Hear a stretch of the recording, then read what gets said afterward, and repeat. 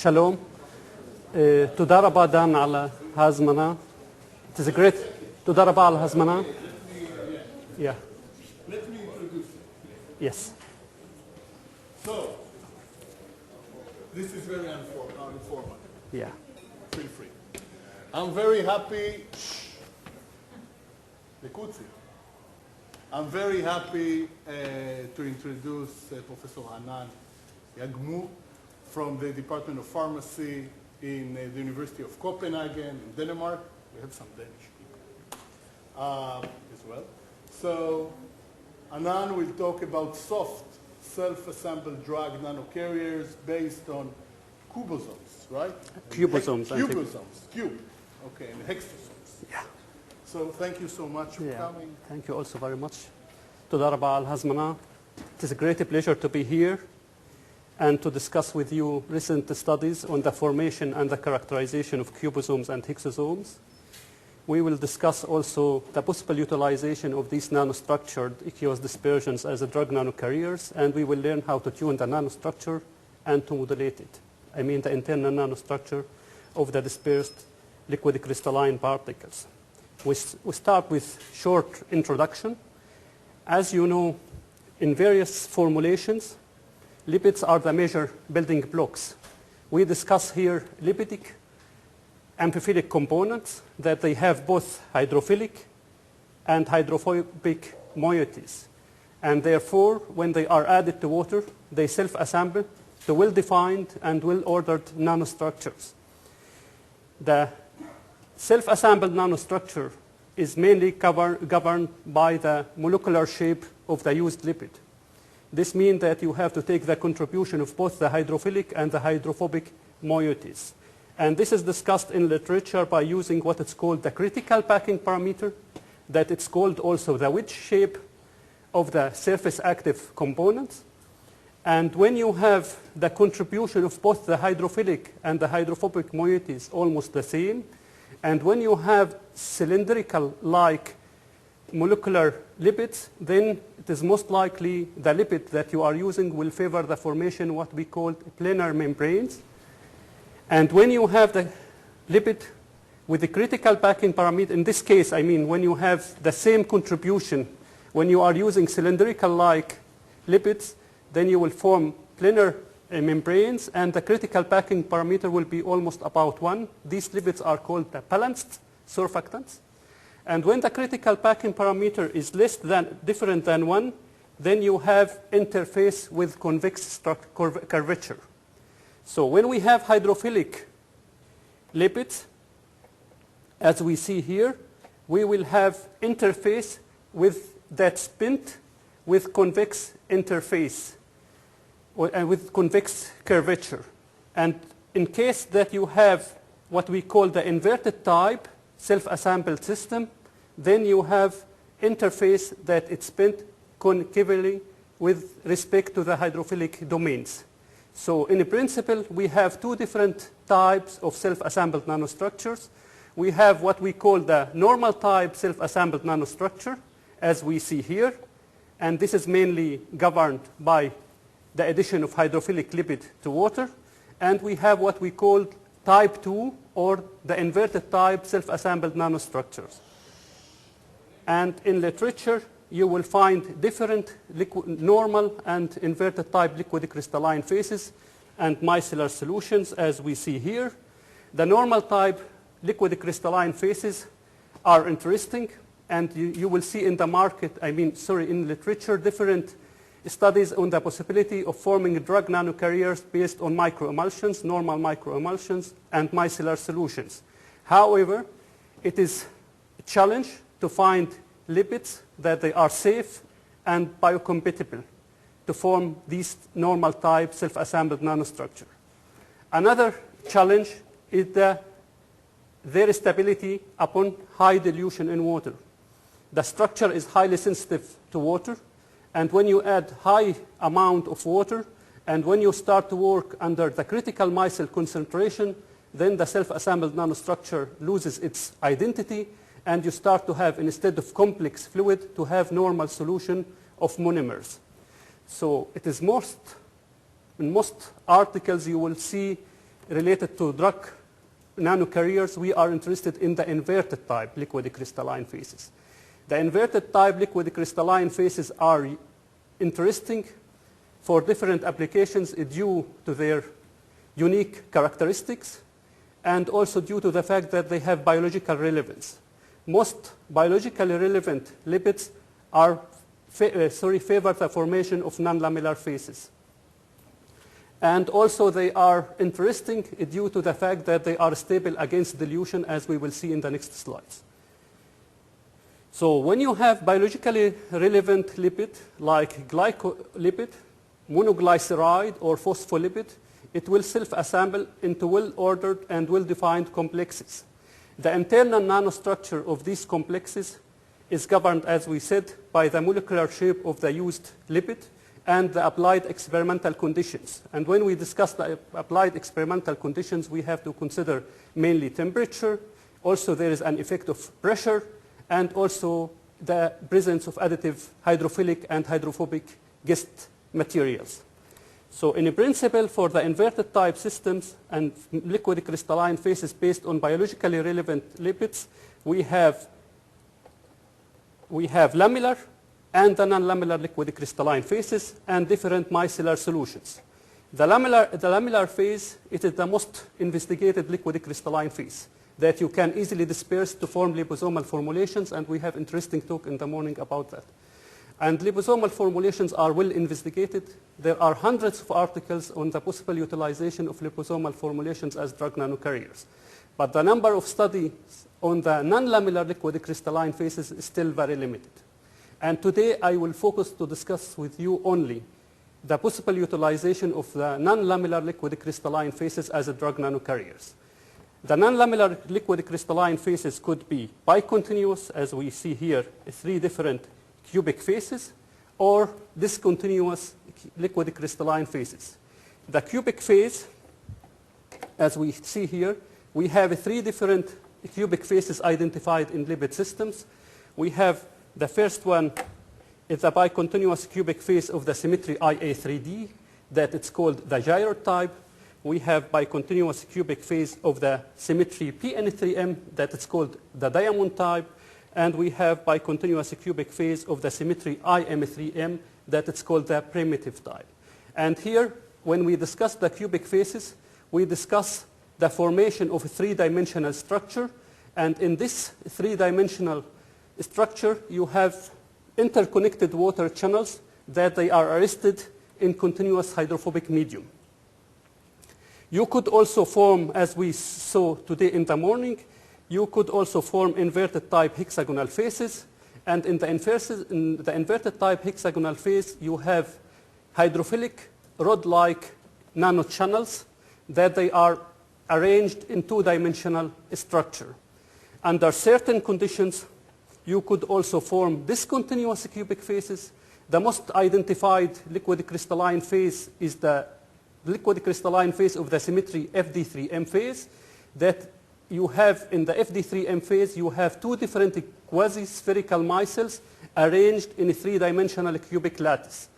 And also you could destabilize the liquid crystalline phase and to form micellar solutions and microemulsions, as we see here. For example, you could obtain inverted type microemulsion system by heating the liquid crystalline phase or by the solubilization of hydrophobic additive. For example, oleic acid or olive oil or any hydrophobic, also hydrophobic drug could be. Any hydrophobic agent will induce the transition from liquid crystalline phases to micellar solutions. So I will discuss also the reason for being interested in checking the possibility of using the non-lamellar liquid crystalline phases as a drug nanocarriers. We need to remember that when you have biologically relevant lipid in water, it will swell certain amount of water. And when it is saturated, in literature this is known as working under full hydration conditions, then you have fully hydrated self-assembled liquid crystalline phase or micellar solution that coexists with excess water. So these structures are independent of water content. So they are stable against dilution, And also, they are forming highly viscous liquid crystalline phases, for example, the cubic phase, that you can use it for the encapsulation and the solubilization of different drugs with different physiochemical characteristics, hydrophilic, hydrophobic, and even amphiphilic drugs. And also, you can sustain the drug release. So the liquid crystalline phases are known in literature as efficient matrices for sustaining a drug release. And also, you could, as we will see soon, you could emulsify these liquid crystalline phases to form small particles with well-defined internal structure. We discussed the three-dimensional cubic phases. I will not discuss in detail the structure. Just I want to show you here an example on the interconnected water channels in these three-dimensional structures. For example, in the bicontinuous cubic phase of the gyro type, as you see here, the self-assembly of the biologically relevant lipid to form these rod-like hydrophilic nanochannels, interconnected hydrophilic nanochannels within the three-dimensional hydrophobic medium. And we see here, for example, in the gyro type, we have example on what it's called 2 3-way water junctions. In the case of the primitive type, we have a junction of 6 water channels. We said one of the reasons of being interested in discovering and also formulating and characterizing the liquid crystalline phases is their biological relevance. I will show here 3 different examples taken from biological samples. And as you see here, we have 3 different examples. We have transmission electron microscopy observations for biological samples. And for example, in mitochondria, it was found under extreme conditions of starvation of lack of oxygen that they are starting to form non-lamellar phases. They are starting to form cubic biomembranes. And here we see an example on the formation of the cubic phase of the diamond type. We discuss here the extreme conditions for the formation and the transition from lamellar to non-lamellar phases. But I want to remind you also that fat digestion, for example, is an example on the transition to non-lamellar phases. It was even the first report on the formation of, or the possible formation of cubosomes was done in 1979 when they, in vitro study, they found that digestion of fat induces the formation of particles with cubic phase, with internal cubic phase. So, and also the lamellar, non-lamellar transitions are also involved in different biological processes. So how do we form non-lamellar phases? We need to learn the phase diagrams. I show here one example on the phase diagram of the monoglyceride monolinolane in water. Monolinolane is food-grade emulsifier. It is used in different for food applications. It is known also in FDA as safe. It's known here as GRAS, generally recognized as safe. So it is attractive for pharmaceutical applications. And if you will check its binary phase diagram in water, you will see that we have rich polymorphism. And you can easily tune the structure either by varying water content or heating or varying temperature. For example, you could, at room temperature, just with the addition of water, the solubilization of water, you start with a reverse micellar solution. Then with the addition of water, you have the lamellar phase, and then you have 2 different cubic phases. And then you continue to add and to solubilize water up to the full hydration conditions. When the sample is fully hydrated, then you have bicontinuous cubic phase coexists with excess water. And the structure is independent of water content. You can add water as much as you like, but the structure will be identical. The structure is not affected by any additional amount of water. And this is important. This means, similar to the strategy of forming emulsions and double emulsions in literatures, this means that you can take small amount of the liquid crystalline phase in excess water. You can add efficient stabilizer, and you can form lipidic particles with well-defined internal nanostructure. When the internal nanostructure is bicontinuous cubic phase, that it could be either of the symmetry IM3M or PN3M, these dispersions are called in literature cubosomes. When you have dispersions with an internal nanostructure of an inverted type hexagonal phase, this is known in literature as hexosomes. So you see here in a principle under full hydration conditions, you could induce a transition in the gel-like, non-dispersed liquid crystalline phase. You could induce a transition from cubic via hexagonal to reverse micellar solution just by heating the sample. And the same, you could also obtain the same structural transition in the dispersions. So you have transition from cubosomes via hexosomes to micellar solution. Why we need to emulsify and to convert the liquid crystalline phases, and I mean the fragmentation of the liquid crystalline phases to submicron sized particles? The reason that the non-lamellar liquid crystalline phases are highly viscous. So if you want to use cubosomes, if you want to use these liquid crystalline phases as injectable nanocarriers, you need to think about reducing significantly the viscosity. And this can be done by converting them to dispersions by the formation of cubosomes and hexosomes. So what is interesting here, that this is line that you see here, it is called the phase separation line, and it separates the monophasic regions from the biphasic regions. So the idea that the biologically relevant lipid can swill certain amount of water, and when it's saturated, can easily and happily stay with excess water. And you can then, as we said, you can take a small amount of the liquid crystalline phase in excess water, and then you can apply high energy input in the presence of an efficient stabilizer. Then you have submicron sized particles, and the size of these particles within few hundreds of nanometers, and they are characterized by having well-defined internal nanostructure. And the structure could be, for example, as you see here, an internal cubic phase of the symmetry N3M phase. We have coexistence also with vesicles. And also you could easily tune the nanostructure either by varying the applied experimental conditions, temperature, for example, or you could do that just by the addition of hydrophobic drug or hydrophobic additive. So you could induce transition from cubosomes via hexosomes. You could also form dispersions with the discontinuous cubic phase of the symmetry FD3M phase that we discussed. And we mentioned that you have two different quasi-spherical micelles arrested in a three-dimensional structure. These are called micellar cubosomes. And even you could emulsify the microemulsion system. Microemulsions, as you know, it's thermodynamically stabilized systems. And here the difference that we can emulsify them to form submicron-sized particles with well-defined internal microemulsion system.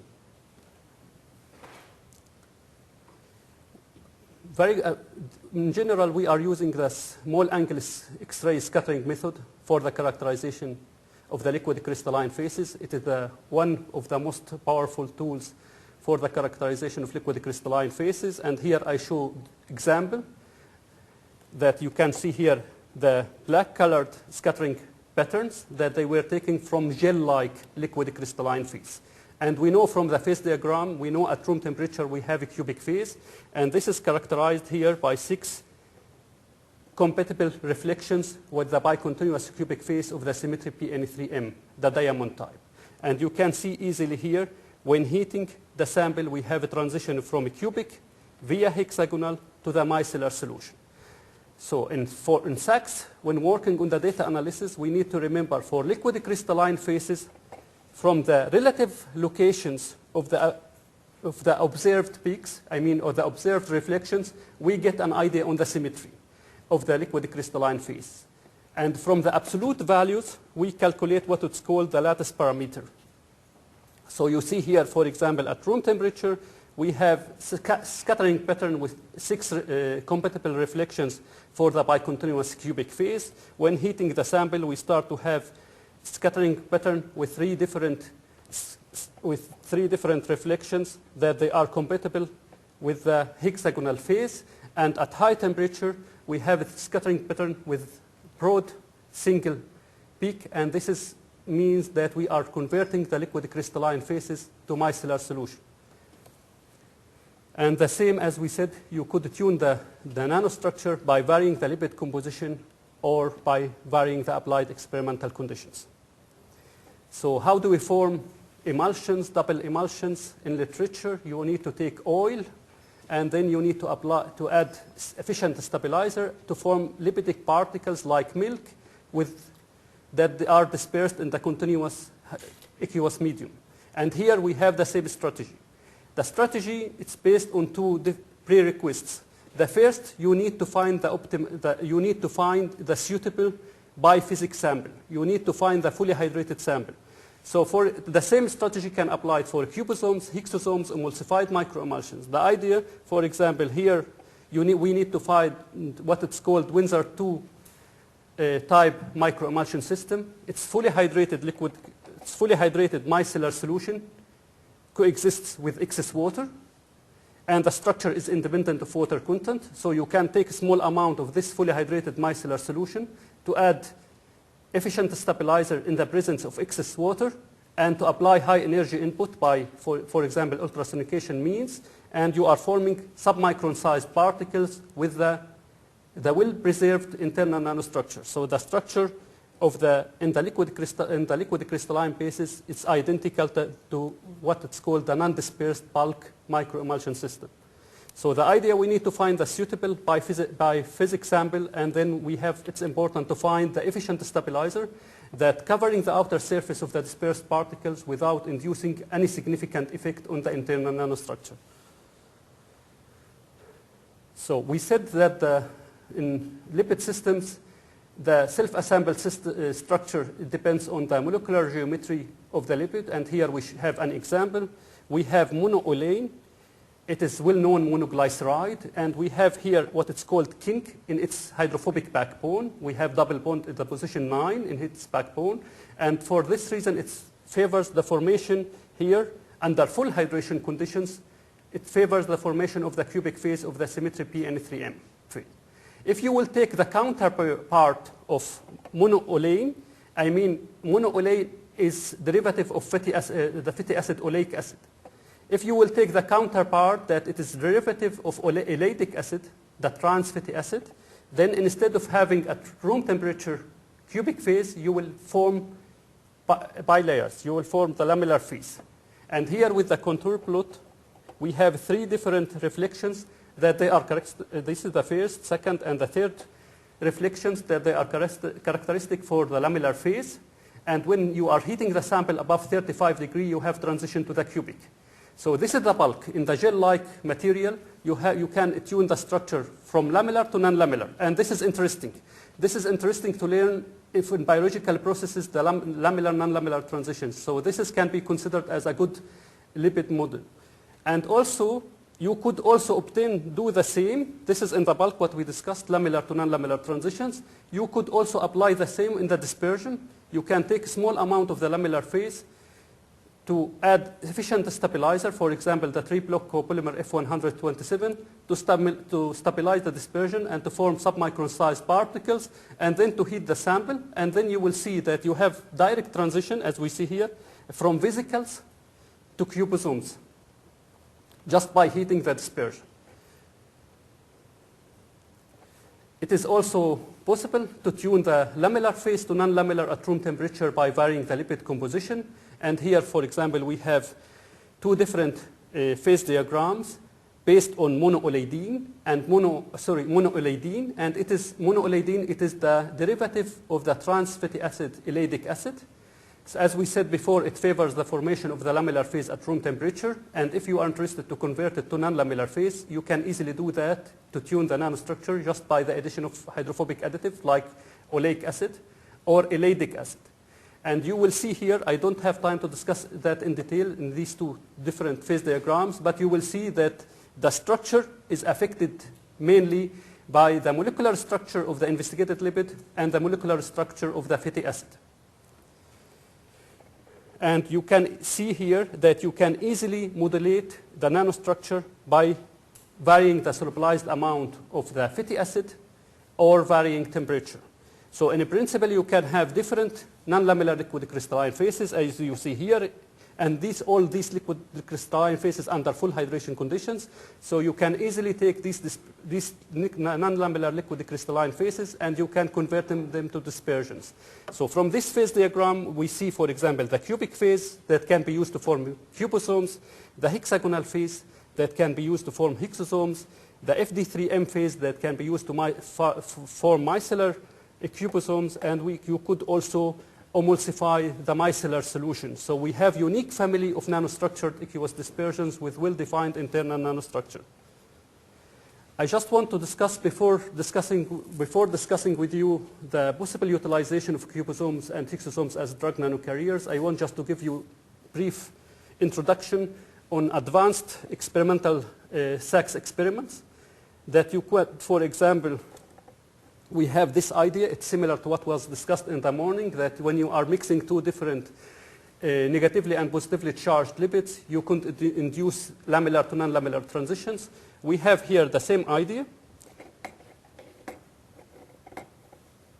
that you could induce also lamellar to non-lamellar transitions by mixing negatively charged vesicles with calcium ions. As you see, and this can be done by the combination of Sachs with stop-the-flow apparatus, and this means that you can follow the structural transitions under non-equilibrium conditions. This means you can follow the dynamic structural transitions and to learn on the possible formation of intermediate phases. So you can learn also the structural mechanism by following this advanced Sachs setup. So for example, we see here that we use the stop-flow apparatus to mix vesicles, negatively charged vesicles, with buffer containing calcium ions, and the electrostatic interactions induces very fast structural transition to non-lamellar phases. And what is interesting in this work, that we did not see even the vesicles. We have very fast, within the first 100 of milliseconds, we have transition to non-lamellar phase.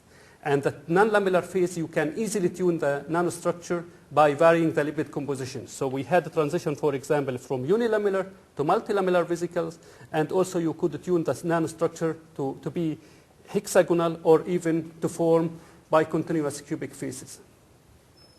Also, it's used, for example, here, another example on the combination of Sachs with UV light source. And the idea, we had vesicles containing hydrophilic nanodrugs, and these hydrophilic nanodrugs are sensitive to UV light source, so they behave like hotspots, and when in the presence of UV light source, they behave as hotspots, so they increase the permeability of the membrane, and this means that you can control and release the drug on demand. This was the idea behind this structure investigations, and this is what we see. For example, these are the gold nanoparticles arrested in these hydrophilic gold nanoparticles in these vesicles, and in the presence of UV light source, you could study the structural transitions. You could also study the dynamic structural transitions upon hydration, just to learn how the hydration of the biologically relevant lipids induces different structural transitions. So in principle, for non-lamellar liquid crystalline phases, we have two different approaches to be applied for pharmaceutical applications. The first idea, and it is important for injectable nanocarriers, is based on the formation of dispersions with well-defined internal nanostructures. I mean the idea to check the possibility of using cubosomes and hexosomes as drug nanocarriers. And the second idea, it's also interesting, it is the in situ formation of the liquid crystalline phase at the administration site.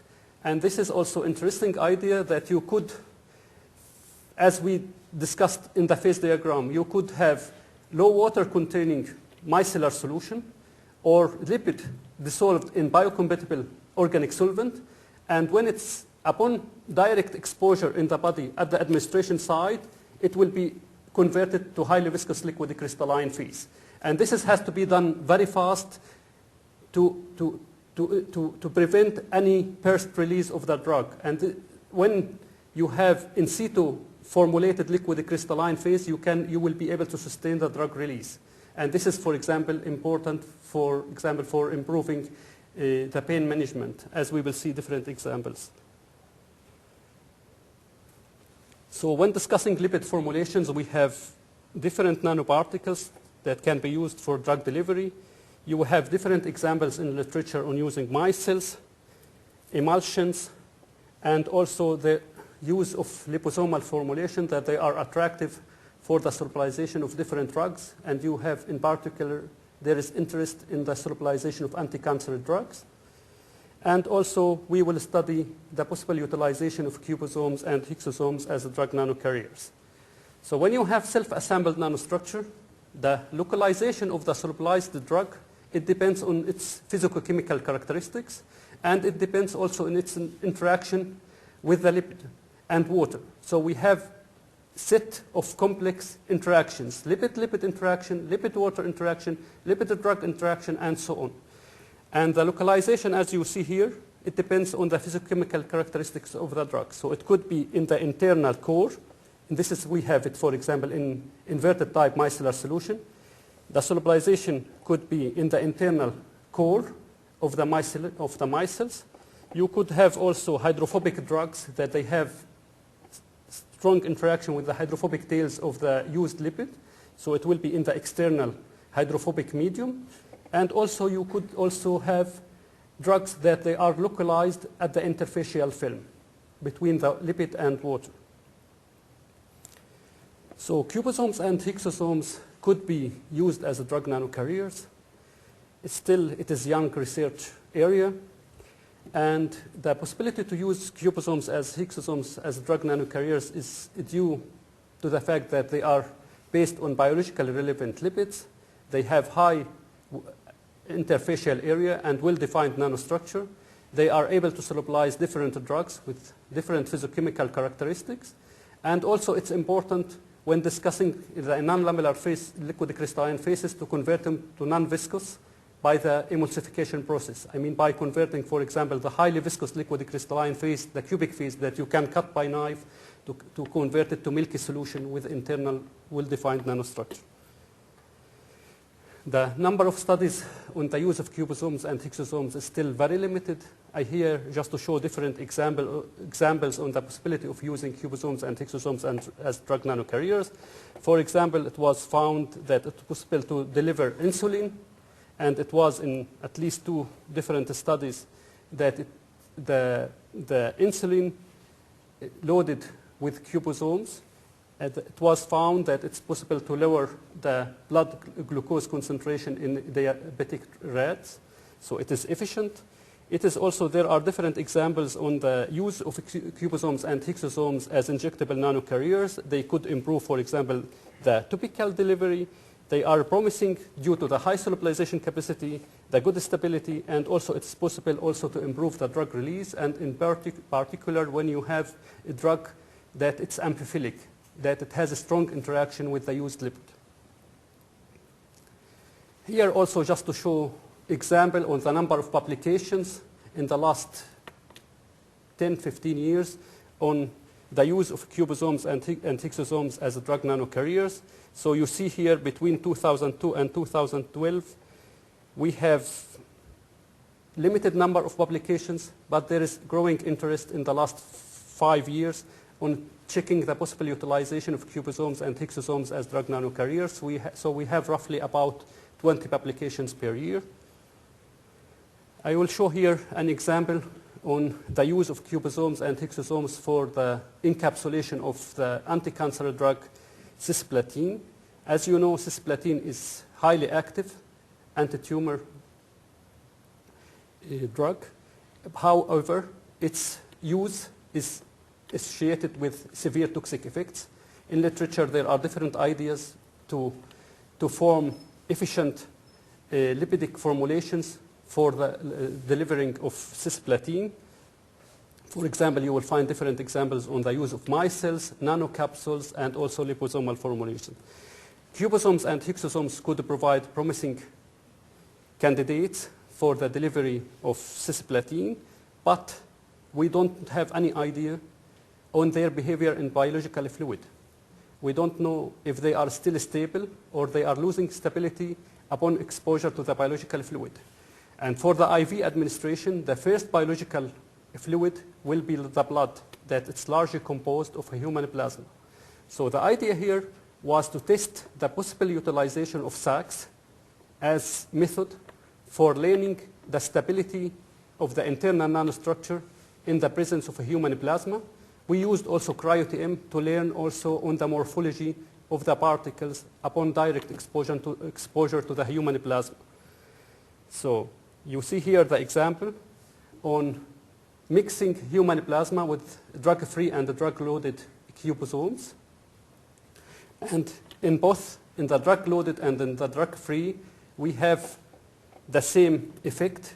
So for example, here you see at time 0, in the absence of a human plasma, we have Sachs pattern with at least six reflections. And this is characteristic for the bicontinuous cubic phase of the diamond type. So we are forming cubosomes. And then, when mixing with the human plasma, after 10 minutes, we start to see a new phase that coexists with the cubic phase. And we identified this phase, and it was the inverted type hexagonal phase due to the interaction with the plasma components. So you start with the cubosomes. With time, you have transitioned to mixture of cubosomes and hexosomes. And if you will heat slightly the sample and the dispersion, from 37 degree to 45 degree, the cubic phase will vanish, and you will have neat transition to the neat hexagonal phase. So you can easily tune the nanostructure to hexosomes. So this is the idea, the mechanism. We have cubosomes in the drug-loaded and drug-free samples. And after mixing with the human plasma, we have transitioned to mixture of cubosomes and hexosomes. And then slight increase in temperature, the cubic phase will vanish, and we will form hexosomes. And also we did that with the Cryo-TEM. The quality of the images reduced significantly after mixing with the human plasma, but at least still we see nanoparticles with well-defined internal nanostructure. So at least from these experiments, we learn that still we have nanostructured aqueous dispersions after long incubation in human plasma, up to 24 hours. However, we used in these dispersions, we used one of the lipids, it's called phytantriol. I am sorry I did not mention that, it's here. And we found that you can solubilize high amount of a drug, but most of the drug is free. It's not encapsulated in the internal nanostructure. So in order to increase the concentration of the drug that it solubilized in the internal nanostructures of these liquid crystalline particles, we had to modify the lipid composition, and this is done by the partial replacement of the lipid, the used lipid phytantriol, by the negatively charged lipid DSPG. And we have significant effect on the structure. We have transition from hexosomes. As you see here, these are three different dispersions that they are prepared at three different binary lipid mixture. And after the addition of the drug, we have significant change in the structure. We have indication on the formation still of the hexosomes. You see here the weak reflections, and they coexist with unilamellar vesicles. And also we did the study with the human plasma, and we see still that the structure is still preserved. We have still nanostructured aqueous dispersions, and we have indication on the formation of traces of a new hexagonal phase.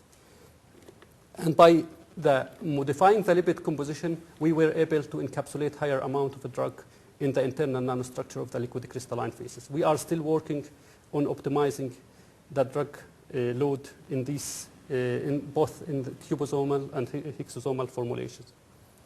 So in principle, we don't have any indication of loss of the internal structure identity in the presence of human plasma, and this is important for us before performing the in vivo and in vitro studies. We found that the localization of drug, it depends on the lipid composition, and also hopefully within the near future, we will combine these studies with relevant in vitro and in vivo evaluations. That is also interesting to use and to prepare dispersions. I mean that they are multifunctional drug nanocarriers, that you can combine the encapsulation of a drug with imaging probes. As first idea was to try to use radio-label cubosomes and hexosomes, and to follow the fate of these dispersions after administration.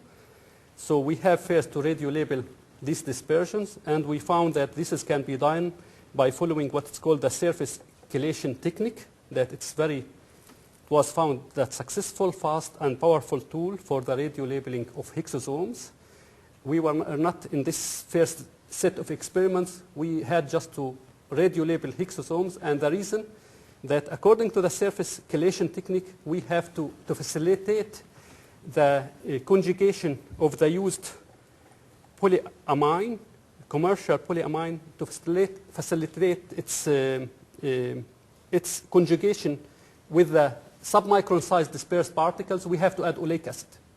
And that structure is sensitive to lipid composition. So instead of cubosomes, we transition to hexosomes according to Sachs and Cryo-TEM observations. And we found that these hexosomes were radio-labeled with high efficiency, and they are stable also in human plasma after 24 hours of incubation. So this is the idea, that we have submicron-sized particles with size of about 100 nanometer, and in the surface of these particles, we have conjugation between the commercial polyamine and oleic acid, and then the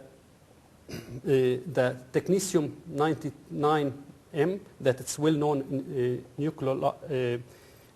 radionuclide, was used in this experiment. It is the most clinically used radionuclide. So this experiment was used.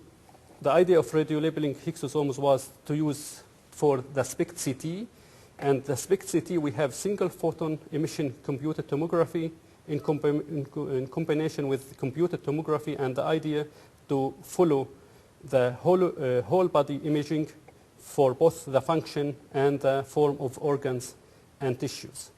It was important to learn what is the effect of radiolabeling on the internal nanostructure and the morphology of the dispersed particles, and this is done by the combination of Sachs and the Cryo-TEM.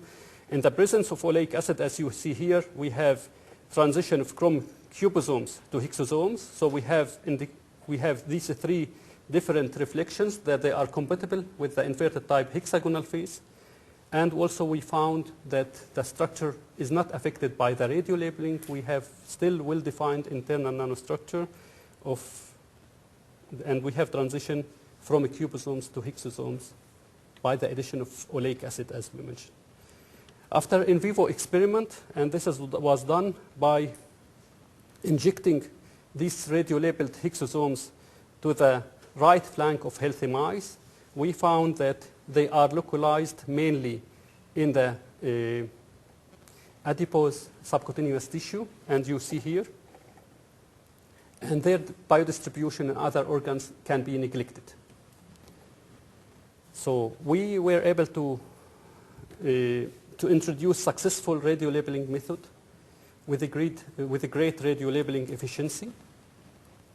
We have indication that the hexosomal particles are forming depots in the subcutaneous adipose tissue, and the biodistribution in other organs can be neglected.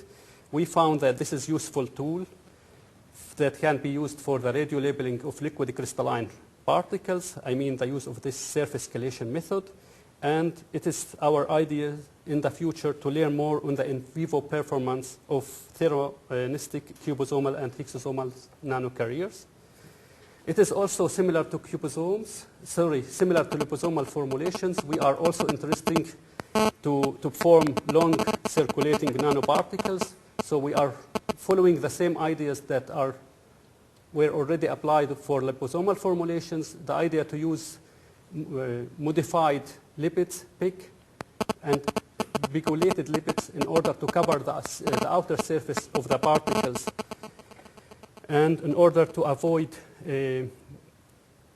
their uptake by the macrophages after administration. So it's similar to the same strategy that's done with liposomal formulations, and it's important to learn the internal nanostructure, and it's important to avoid transition from non-lamellar liquid crystalline phases to liposomal formulations. So we have to add these modified lipids with certain concentration, low concentration, in order to form and to cover the outer surface of the dispersed particles without having dramatic and significant effect on the internal nanostructure. So we are still able to form with the three different phospholipids, pegylated phospholipids, we were still able to form cubosomes in the presence of small amount of these modified lipids, and it was easy to modify and to coat these, the outer surface of these dispersed particles. But with the addition of high concentration, we started to see higher fraction of vesicles. So we discussed that we can form cubosomes and hexosomes, and we can use them as drug nanocarriers. Another strategy is based on the in situ formation of liquid crystalline phases at the administration site. And the idea here that you are taking low water containing micellar solution, or you are taking the biologically relevant lipid and then to dissolve it in biocompatible organic solvent. And after administration, for example, after subcutaneous administration, it will be converted due to the hydration at the administration site. It will be converted to highly viscous non-lamellar liquid crystalline phase that can sustain the drug release. So here the idea, you inject low water containing micellar solution or lipid dissolved in organic stock solution, and then after exposure to the biological environment, it will be converted to highly viscous liquid crystalline phase, either the cubic or the hexagonal liquid crystalline phases, and then you can use that to sustain the drug release. For example, this can be done to improve the pain management. So I want to first to remind you that still it is a challenge to design injectable formulations with sustained drug release properties. The idea of in situ formation of non-lamellar liquid crystalline phases is based on the idea of injecting low water or water-free, what we call the drug precursors, that they are converted to highly viscous liquid crystalline phases at the administration site.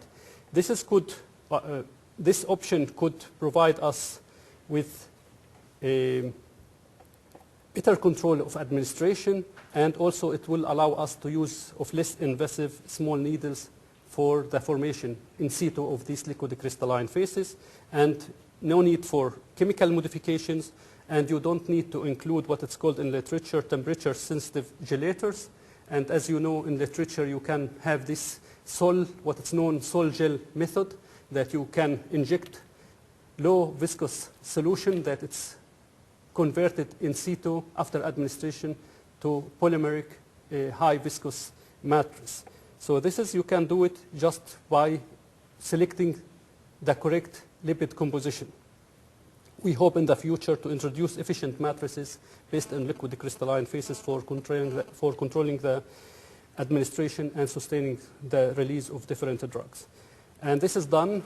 We are interested in dynamic structure transitions. We are interested to learn how the hydration-induced structural transitions, how the hydration induces transition from micellar to highly viscous liquid crystalline phase. It's very important to know the time, how many minutes it takes to have transition from the micellar solution to the highly viscous liquid crystalline phase. And this is done experimentally by the combination of sacs with remote control addition of buffer or biological fluid. And then you can follow in situ. You can follow the structural transitions within milliseconds. And this is the idea. This is roughly the sample holder. You have here your sample, low water containing micellar solution or lipid dissolved on organic solvent. And then you inject the buffer or the biological medium, and you then characterize and follow the structural transitions. So here the first example that we were interested to check is the possibility to use non-lamellar liquid crystalline phases for after intra-articular administration. And here, as you see here, we have, this is the biological fluid, the synovial fluid, that in general we have an average of about 2 milliliter in the healthy man adult knee. And this is the synovial fluid, and this is after the addition of low water containing micellar solution, and you see here very fast that we have very fast formation of liquid crystalline phases, as you see here on the wall. So the idea that we want to learn the structural transitions and to learn how many minutes it takes to have this structural transition. And it's important because the transition has to be fast to prevent any burst release during this lamellar or micellar to non-lamellar liquid crystalline phase transition. And this is example that it's done with the biological fluid, the synovial fluid. The idea, we have organic solution of monoolain castor oil mixture, and then we injected the synovial fluid, and we have here the contour plot. Before mixing, this is what you see here, the same representative examples after performing the experiment. Before mixing, we have an indication on the indication on the formation of micellar solution. We have single prod peak. And then within 2-3 minutes, this is the lag time for the synovial fluid to diffuse the sample patch. We have very fast, within the first 100 of milliseconds, we have very fast structural transitions to non-lamellar liquid crystalline phases, and these are the reflections of the bicontinuous cubic phase of the symmetry PN3M phase.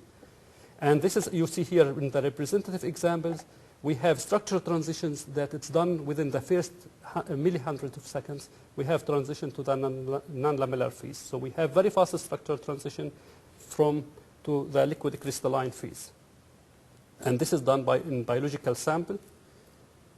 And also we are interested also to follow and to mimic the biological environment also by mixing low water containing micelles with buffers, and also to follow the structural transitions.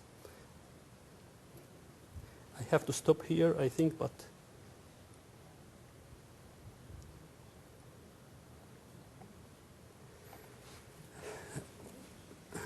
sorry, I did not have time to discuss with you the in situ formation of liquid crystalline phases. At the end, I want to thank my students, mainly Krista Nelson and Diana Azmi, that they performed these experiments. I would like also to thank my colleague Michael Rappold. We have fruitful collaboration on the dynamic structural transitions by advanced SACS setups. I would like also to thank my colleague Mu'in Muimi. We have now a new project on the possible utilization of cubosomes and hexosomes for targeting the lymph nodes. I would like also to thank Professor Arto Orti from the University of Helsinki for the in vivo experiments, and also for the Ano Irexinen for the radio labeling of hexosomes. And thank you very much for attention.